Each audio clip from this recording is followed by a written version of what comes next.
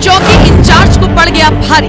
उद्घाटन के बाद चौकी तो रह गई, लेकिन बड़े बाबू पर एक्शन की हो गई तैयारी।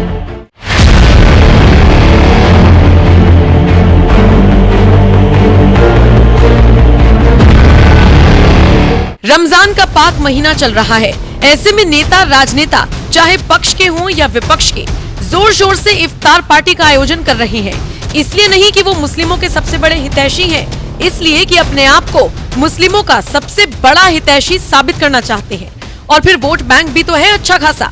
इसीलिए चाहे यूपी में अखिलेश हो, बिहार में नीतीश या लालू हो, दिल्ली में रेखा गुप्ता हो या फिर पश्चिम बंगाल में ममता बनर्जी हो, मुस्लिम वोट बैंक को लुभाने के लिए जमकर इफ्तार पार्टी का आयोजन किया जा रहा है। हाँ, वो अलग बात है कि उत्तर प्रदेश के मुख्यमंत्री योगी आदित्यनाथ ने इस तरह की तुष्टीकरण वाली राजनीति से हमेशा दूरी बनाए रखी है। सीएम योगी की विचारधारा साफ है कि वो एक हिंदू हैं, इसीलिए वो ईद नहीं मनाते, मस्जिद नहीं जाते, टोपी नहीं लगाते, फिर चाहे उन्हें मुस्लिमों का वोट मिले या ना मिले। हाँ, लेकिन बात जब योजनाओं की आएगी तो वो सबके लिए बराबर है, फिर चाहे वो किसी भी धर्म का क्यों ना हो। खैर, नेताओं राजनेताओं का इफ्तार पार्टी देना ना देना, इसमें शामिल होना ना होना, ये सब वोट बैंक की खातिर होता है, ये पब्लिक को अच्छे से समझ में आता है। लेकिन जब चौकी इंचार्ज इफ्तार पार्टी रखकर मुस्लिमों की दावत कर दे तो बात थोड़ी सी समझ नहीं आती। यही बात शायद आला अधिकारियों को भी समझ नहीं आई और इसीलिए दरोगा साहब का इफ्तार पार्टी करना उन्हें ले डूबा। मामला उत्तर प्रदेश के मेरठ का है। हुआ ये कि मेरठ की जाकिर कॉलोनी में अभी हाल ही में एक नई चौकी का निर्माण हुआ। इस चौकी के उद्घाटन समारोह में पहले तो पूजा अर्चना हुई, हवन पूजन हुआ और इसी के साथ चौकी की कमान दारोगा शैलेंद्र प्रताप सिंह को सौंप दी गई। जिस नई नवेली चौकी में सुबह सुबह पूजा हो रही थी, लड्डू बट रहे थे, उसी चौकी के इंचार्ज शाम तक लाइन हाजिर हो गए।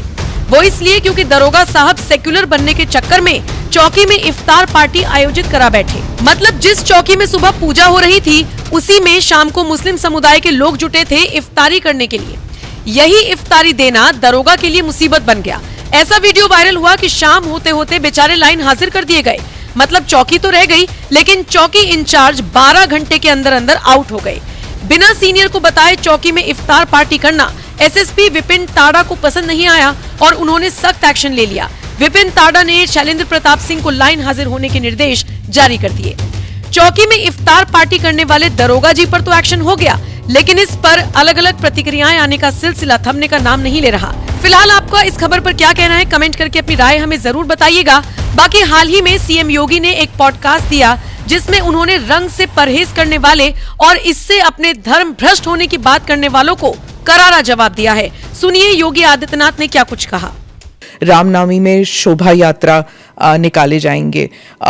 उत्तर प्रदेश में ईद और रामनवमी उसको लेकर क्या आपने कोई सख्त निर्देश दिए हैं कि हिंसा नहीं होनी चाहिए?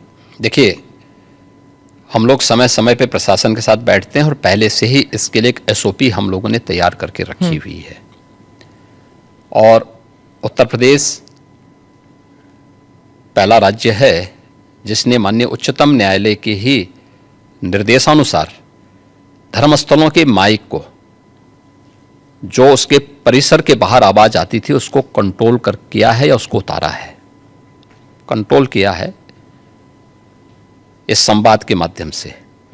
आप मुझे बताइए कि उत्तर प्रदेश जैसे राज्य में अगर हम कर सकते हैं तो बंगाल में क्यों नहीं हो सकता?